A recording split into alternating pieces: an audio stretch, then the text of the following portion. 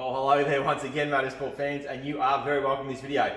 Now, we're quickly going to run through how to change the exhaust packing on these KTM50s or Gas 50s or Husqvarna TC50s. Quite an easy job. Should be done probably every 15-20 hours. When you start to hear a difference in the sound coming out of the KTM, it will become a bit tinny when it needs to be done. I'm sure if you go out to the local motocross track, you hear a lot of these that are quite tinny, but chances are they are underperforming. All right, let's get straight into it. So the first thing you want to do, guys, is make sure you have a look around the back here and have a look at the orientation and how the pipe's mounted. So when you go to put it back on, you'll be able to line it up and put it on correctly. All right, we've got two 8mm bolts need to be removed. One goes through here, right, and one's this one here. So we're going to go ahead and do that now.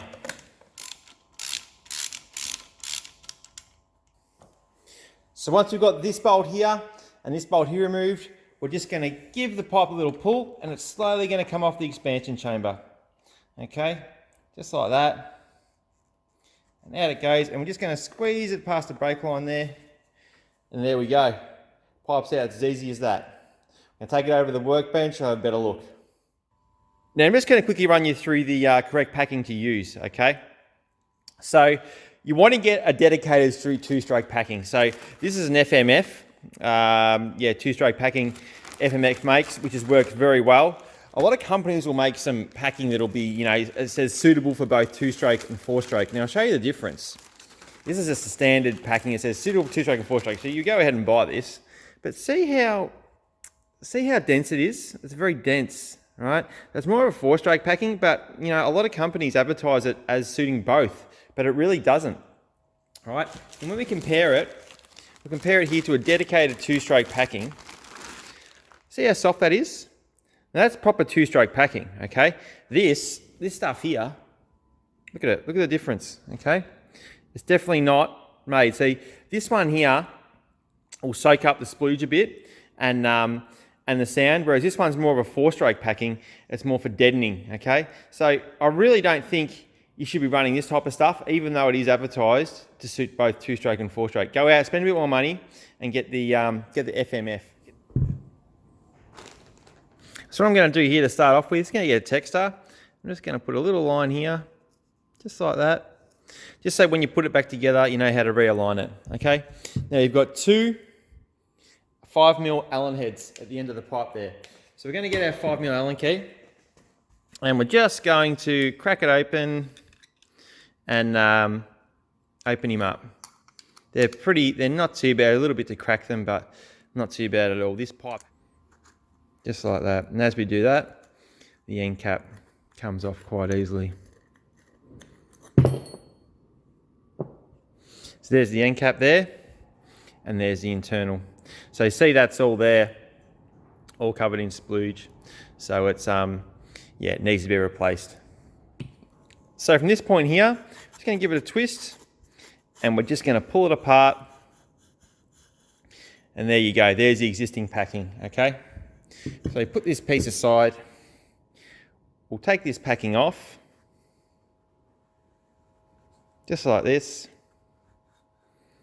And there's your stock packing.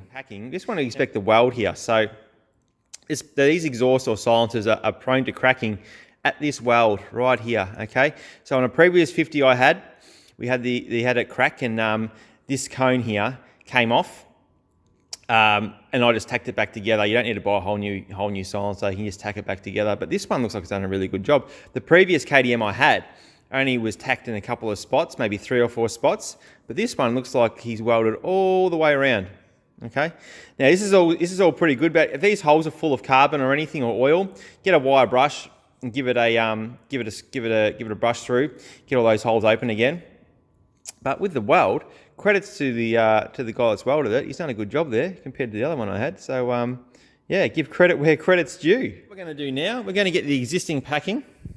Okay. And we're going to get a tape measure and measure. So we're 190mm, okay?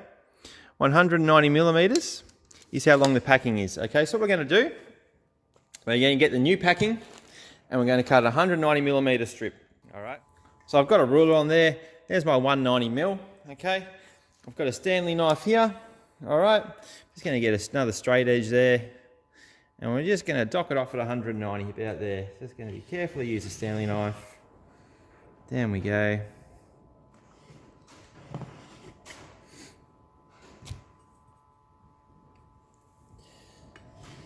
$190mm.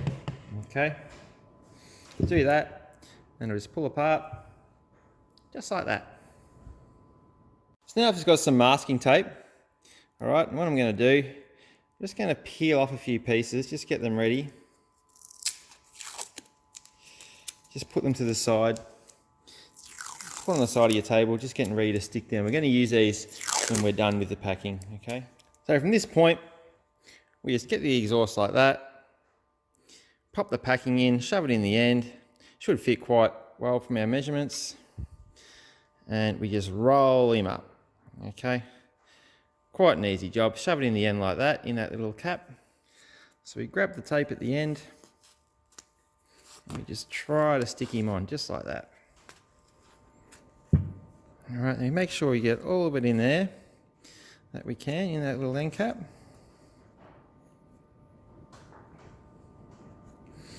Okay, and that's pretty much how we're going to go from this point. So from here, we're just going to slide the external here back on, okay? Just going to squeeze back the packing and just try our best to slip him in, okay? It can be a little bit fiddly.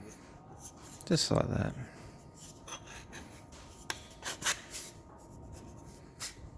So once you've got that all the way on like that, you should be left with something like this at the end, okay? If you've got a gap there, just poke some more packing in, just to fill it up to the bottom of those threads there, okay?